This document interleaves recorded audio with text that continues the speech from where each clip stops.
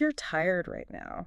And I mean, I don't mean you just need a quick nap or an extra cup of coffee. Yeah, not just a little sleepy. Exactly. I mean, that deep, that systemic exhaustion that just sort of seems to hum in the background of literally everything you do. It's just always there. Always. And it's wild because, like, we live in an era with more labor-saving technology, more efficiency apps, more automated conveniences than at any point in human history. Everything is optimized. Right. But despite all that, we are fundamentally biologically depleted. I mean, we swing so violently between grinding ourselves into dust to meet some, I don't know, arbitrary metric of success, and then just Completely crashing. yeah, collapsing into this vegetative state on the couch, like letting algorithms just spoon feed us dopamine for 6 hours straight. Yeah, there's no middle ground anymore. You're either redlining the engine, just totally maxed out, or you're completely stalled out on the side of the road. Which is such a crazy paradox when you think about it. And that crash, that specific trap, is exactly what we are dissecting in today's deep dive. And the source material we're using to look at this is, well, it's fascinating. It really is. So we're looking at an excerpt from A Digital Consciousness, right? And this system was fed just a massive data set of ancient philosophical texts. Right, all the big ones. Yeah, but it pulled out something highly specific for our modern burnout problem. It pulled chapter 6 of the Bhagavad Gita. Specifically, it zeroes in on verses 16 and 17. But, and this is the crucial part, it does not frame this as some theological study or religious text. Right. It takes these thousands of years old verses and presents them as a literal mechanical diagnostic manual. A manual for, like, our modern epidemic of burnout. Exactly. It maps this ancient philosophy directly onto modern fMRI scans and, neuroendocrinology. Which is wild. So our mission today for this deep dive is to see if an ancient text, basically about a guy having an existential crisis on a chariot, actually holds the architectural blueprint for surviving modern corporate hustle culture. Yeah, because it strips away all those mystical interpretations. The digital source basically says, look, this isn't about reaching some esoteric spiritual plane. This is about basic, fundamental human functioning. Right. It's biological. Entirely biological. Yeah. It argues that if you violate these specific physiological boundaries, your cognitive and your spiritual capacities just drop to zero. So it's treating the body not as a temple to be worshipped, but as an instrument. An instrument that requires incredibly precise tuning, yes. Okay, so before we get into the ancient verses, I want to look at the world this text is critiquing, because the digital consciousness spends a lot of time analyzing the trap that, frankly, you and I are currently sitting in. Oh, for sure. The trap is everywhere. Yeah, and it describes our culture as this massive false dichotomy. On one side, you have the hustle culture, right? LinkedIn lunatics. Exactly. The tech bros boasting about polyphasic sleep or whatever. The sheer glorification of treating sleep deprivation and skipped meals as a badge of honor. Like, it makes you morally superior. Right, it's that performative suffering. Yes. But then, living right alongside that, in the exact same society, is this culture of supreme lethargy. Right, the binge watching. Yeah, the entire infrastructure built around infinite scrolling, ultra-processed comfort foods, passive consumption, just totally checking out. Well, it's the normalization of the extremes, right? The messaging we receive is entirely bifurcated. How so? Like, in what way? I mean, society tells you that to achieve anything of value, to even earn your keep, basically, you must adopt an ethos of extreme deprivation and stress. Okay, yeah. Like, you have to suffer to succeed. Exactly. You must operate in a prolonged state of sympathetic nervous system arousal, that fight-or-flight mode. Cortisol just constantly pumping. Right, your cortisol needs to be peaking all the time. But then what is the culturally approved reward for surviving that deprivation? Indulgence. Unbridled, gluttonous consumption. You don't rest, you numb out. And the overarching argument from our source today is that both of these extremes, even though they look completely different on the surface. Right, the CEO versus the couch potato. Exactly. They accomplish the exact same neurological destruction. They obliterate your clarity of mind and your capacity for sustained, deep focus. I mean, I get the theory. I really do. But let's play devil's advocate here for a second. Okay, let's do it. Because anyone listening right now who is, I don't know, trying to make partner at their law firm or trying to get their startup funded, they're probably rolling their eyes at us. Sure, because the market demands it. Exactly. Our entire economic system is literally built to reward the extremes. The market doesn't care about your internal equilibrium. No, it cares about output. Right. It cares about deliverables. The CEO who sleeps 3 hours a night and works 100-hour weeks is the one getting the cover of the magazines. They're getting the massive valuations. Which is true, culturally speaking. So if the game is completely rigged to reward extreme behavior, isn't adopting this like balanced middle path just a very polite way of choosing to fall behind? Like, are we just romanticizing mediocrity here? See, that is the absolute most common defense to the hustle. And the source actually aggressively counters this idea. Okay, how? Because the math seems to favor the hustle. Well, it's based on a fundamental misunderstanding of how the human brain actually produces value. Yes, operating at the extreme of sleep deprivation and constant stress might allow you to increase your sheer volume of mechanical output. Like answering more emails. Right, you can send more emails, you can fill out more spreadsheets, you can do more data entry, but you are essentially capping your cognitive potential Because of the stress. because of where the blood flow and resources are going in your brain. The prefrontal cortex, which is the area responsible for complex problem solving, emotional regulation, nonlinear creative thinking. The stuff that actually moves the needle. Exactly, the high value stuff. That area of the brain is highly sensitive to metabolic stress. When you are starving and exhausted, your brain shifts resources away from the prefrontal cortex and directly to the amygdala. The survival center. Right, you enter survival mode. Yeah. You become highly reactive, but your ability to engage in deep, innovative thought is biologically shut off. Oh, wow. So you're basically functioning as a highly anxious, over-caffeinated reflex machine. That is a perfect way to describe it. You aren't actually solving hard problems. You're just frantically swatting at easy ones because you literally lack the brain power for the hard ones. Exactly. The illusion is that pushing to the absolute limit creates peak performance. The reality, according to this text in modern neuroscience, is that extreme deprivation creates a plateau of frantic, low-quality output. A plateau. That's a great word for it. And the text asserts that true success, and use a really interesting specific phrase here, the capacity to, quote, love fully, unquote, is impossible when you are perpetually exhausted. Wait, love fully. That's interesting. We'll definitely have to circle back to that at the end because that changes the stakes entirely. These definitely will. But yeah, the deep focus required for actual paradigm-shifting innovation. It doesn't come from grinding. It comes from a brain that feels safe, well-rested, and metabolically secure. Which brings us perfectly to how the Bhagavad Gita actually diagnoses this. Because verse 16 is essentially a massive warning label for the human body. It really is. Let me pull up the translation the source provides for shloka 6.16. Okay, it goes, "O Arjuna, yoga is not for him who eats too much, nor for him who eats too little. It is not for him who sleeps too much, nor for him who keeps awake too much." Okay, so the first thing we really have to clarify here is the terminology. Yeah, because when most people hear yoga, they think of like stretching in a hot room. Right. The word yoga has been thoroughly co-opted by the modern wellness industry to mean stretching in expensive pants. Right, totally. But the digital source makes a crucial distinction. In the context of the Bhagavad Gita, yoga means spiritual discipline, deep cognitive integration, and union. It's like the ultimate state of human functioning. Exactly. It's the state of flow, of profound insight and connection. It's the highest level of being. And what strikes me is how shockingly absolute the text is about who gets to access this state. It pulls no punches. None. It doesn't say, yoga is slightly more difficult if you're tired. It says it is not for the person who sleeps too much or too little. It completely disqualifies them. It's totally binary. Because it recognizes the inescapable physical reality of the human body. And this is where the digital consciousness mapping modern neuroscience onto the ancient text gets really, really compelling. Okay, break that down for us. Let's just look at the sleeping aspect. When you cut your sleep down to 4 or 5 hours to push through a project, you aren't just, feeling tired. You are fundamentally altering your neurochemistry. In a bad way. In a terrible way. So there's this thing called the glymphatic system in your brain.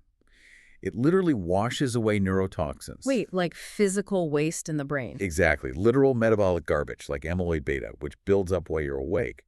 But this system only operates at peak capacity during deep sleep. Oh, wow. So if you don't get deep sleep. If you deprive yourself of that sleep, you wake up with a brain that is essentially wading through a swamp of metabolic garbage. That sounds awful. It is.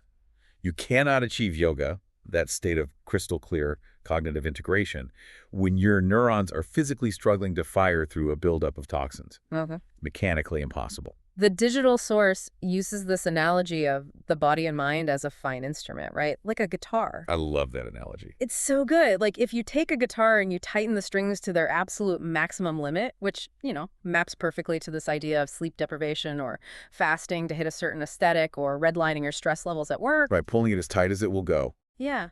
The string doesn't make a beautiful, high-pitched, magical sound. It just snaps. The instrument breaks. Exactly. You blow out your adrenal glands, or you collapse into a depressive episode, or you literally just get physically ill. And the reverse is equally true, which is why the text condemns oversleeping and overeating in the exact same breath as deprivation. Right. If you leave the guitar strings completely loose, representing, the culture of lethargy, the 14-hour weekends in bed, the chronic overindulgence, there is no tension. It just flops around. Right, there's no resonance.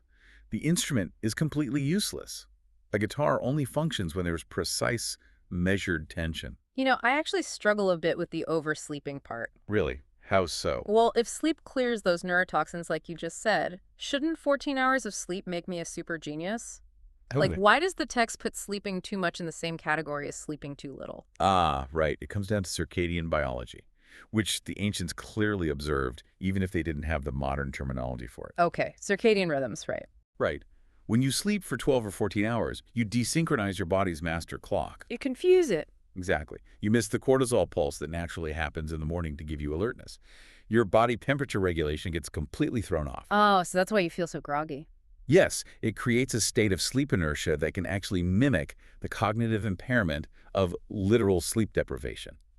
Wait, really? Oversleeping impairs you as much as undersleeping? Absolutely. Your brain essentially gets confused about what time zone it's in, which leads to that brain fog state where, once again, high-level cognitive function, yoga is impossible. The baseline is chaotic. Okay, so verse 16 is basically laying down the law. Your basic physical habits aren't just like wellness check boxes you try to hit if you have time. They are the prerequisite for consciousness. The absolute foundation, yes. If the baseline of your physical reality is erratic, the higher functions of your mind are permanently locked behind a paywall you can't afford. Perfectly said. But, that's just a list of things not to do. Does the text actually prescribe a solution? Or does it just point out that we're all doing it wrong? No, it absolutely provides a prescription. Oh. That's the entire pivot in verse 17. Once the extremes are ruled out, it defines the architecture of the middle path.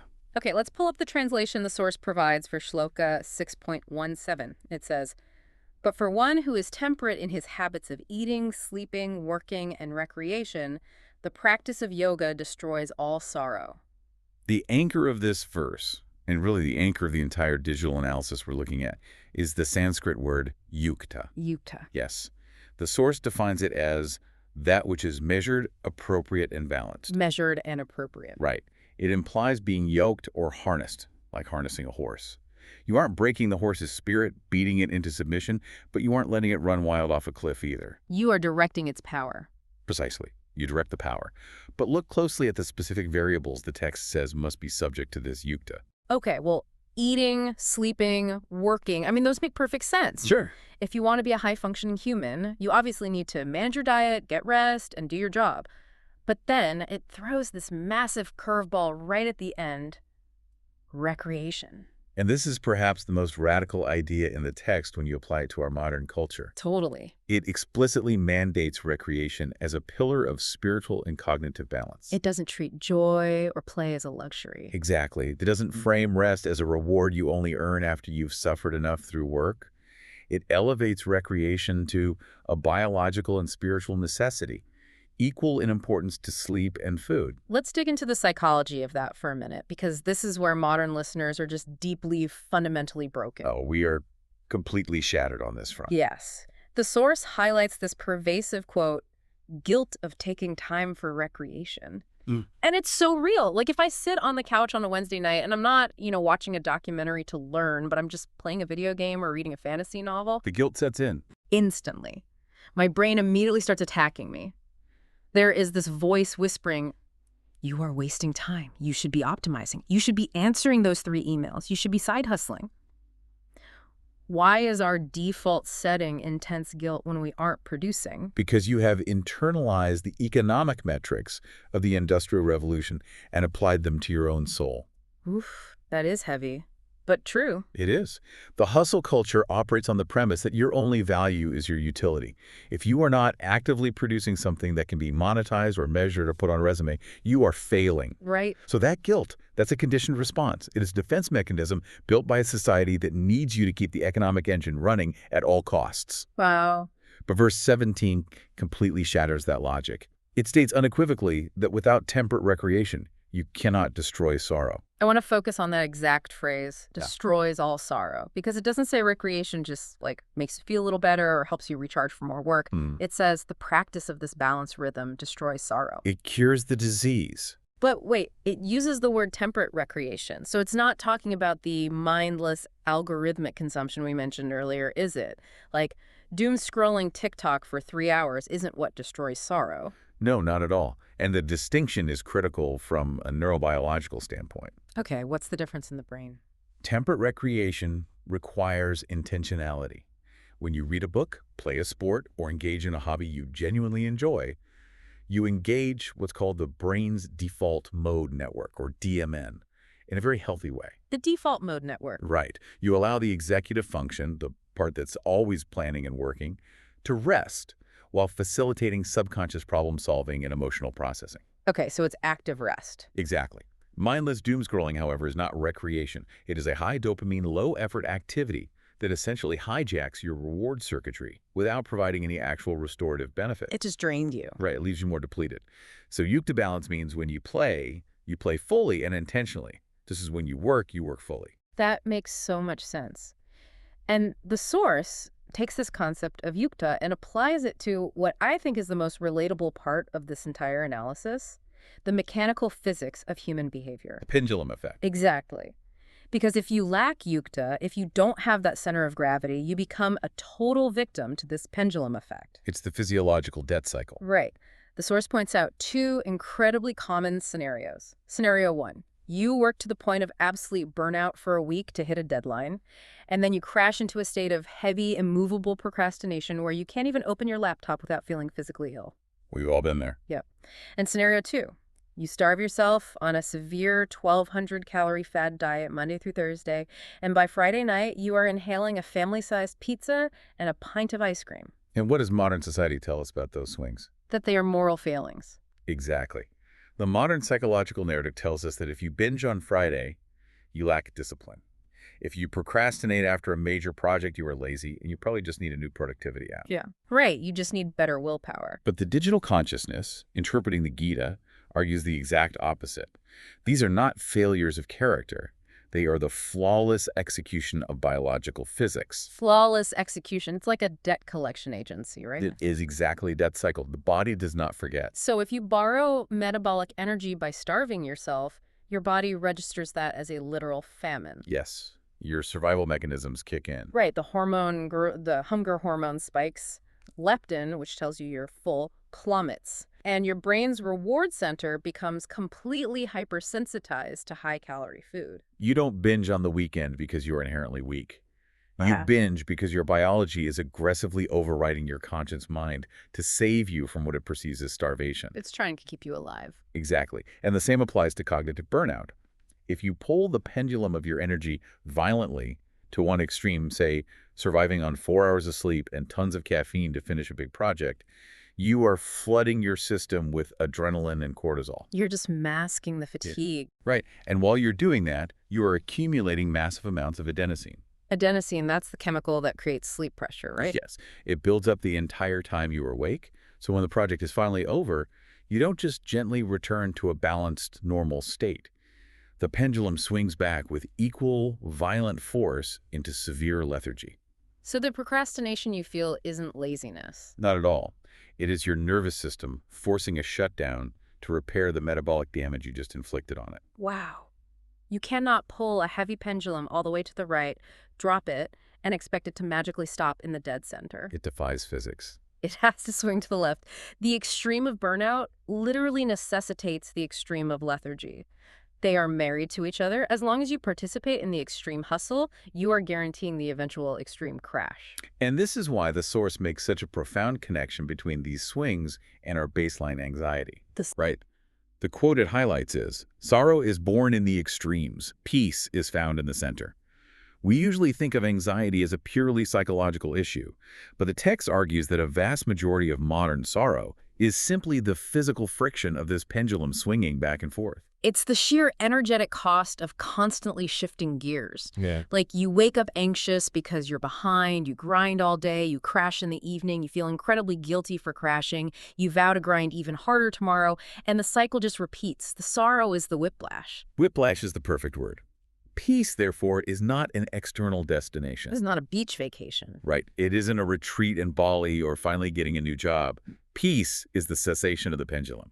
It is locating the center yukta, where you are no longer borrowing energy from tomorrow, and therefore you are no longer paying back massive debilitating debts today.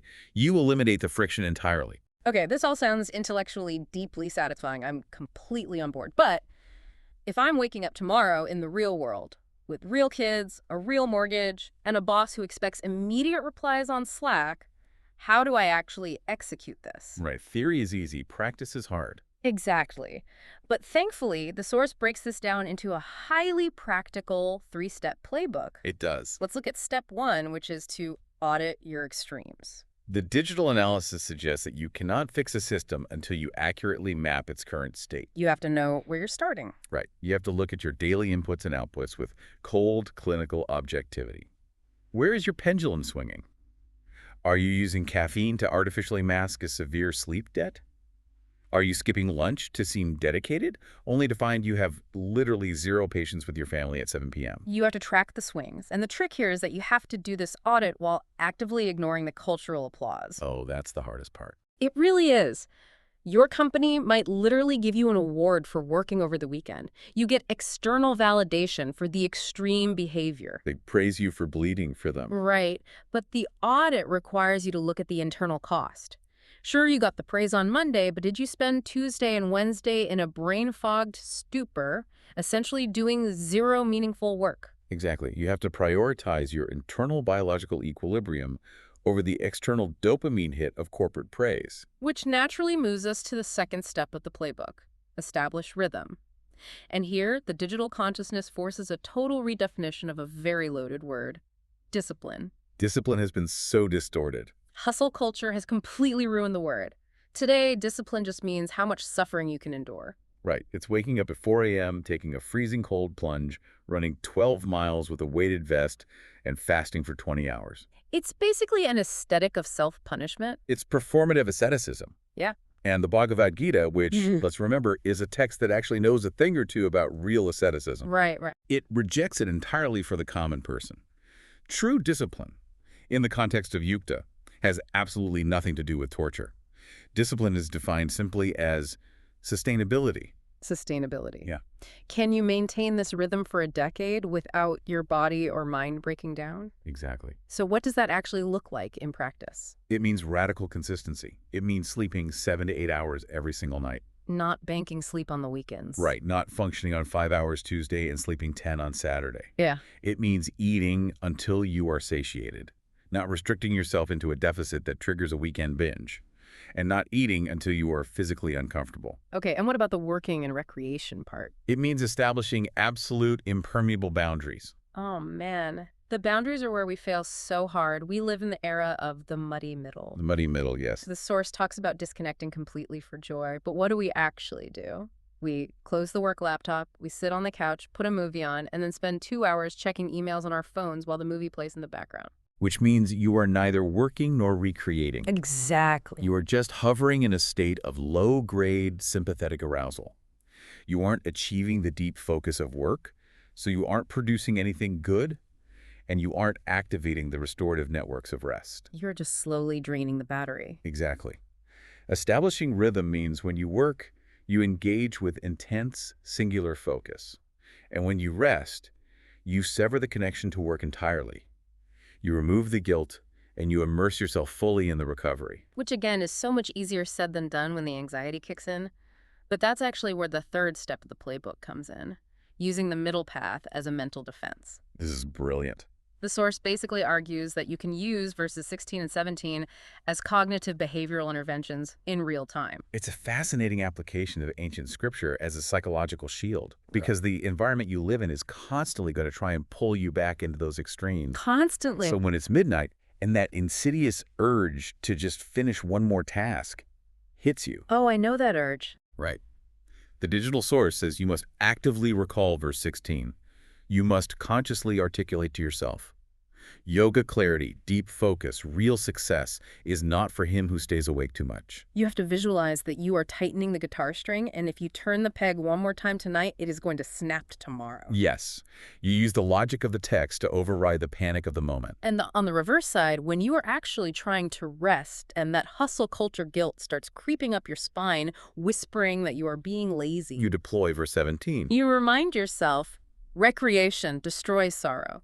You weaponize the ancient text to grant yourself permission to exist without producing. You reframe rest not as a weakness, but as a mandatory biological requirement for high-level functioning. It shifts your locus of control. You stop outsourcing your schedule to the demands of a broken culture, and you start anchoring it to the inescapable reality of your own biology. I love that. I want to pull all of this together because the journey this digital consciousness took us on through the Bhagavad Gita fundamentally flips our understanding of what it takes to survive the modern world. It completely flips the script. It strips away the romanticism of the grind. It proves that extreme hustle and extreme lethargy are just two sides of the exact same destructive coin. Treating your body like an infinite resource doesn't make you a high performer. It makes you a volatile, inefficient machine destined to break. Yes, true discipline is finding that center yukta, where work is focused, sleep is sacred, and recreation is entirely free of guilt. It's the realization that you don't have to choose between burning out or dropping out. The middle path is literally the only sustainable trajectory. Okay, before we wrap up, there is one final piece of this digital analysis that we haven't touched on yet, and it is arguably the most profound point in the entire source. Yeah, we mentioned it briefly earlier. Right. Throughout its analysis of the extremes, the digital consciousness kept returning to one specific phrase regarding what we actually lose when we abandon the middle path. It noted that when you are perpetually exhausted, constantly operating in a state of metabolic and cognitive deficit, you lose the capacity to love fully. That is such a heavy statement. We usually talk about burnout in terms of productivity or maybe personal health, but not love. But look at the neurobiology of it. Empathy, patience, deep listening, the ability to regulate your own emotional reactions to support someone else. The stuff that makes relationships work. Exactly. These are the most energy-intensive tasks the human brain performs. They require a fully online, highly functioning prefrontal cortex. Which we know gets shut down when we're exhausted. Right. When you are burned out, swinging wildly from sleep deprivation to lethargic crashes, your brain defaults to the amygdala. It defaults to survival mode.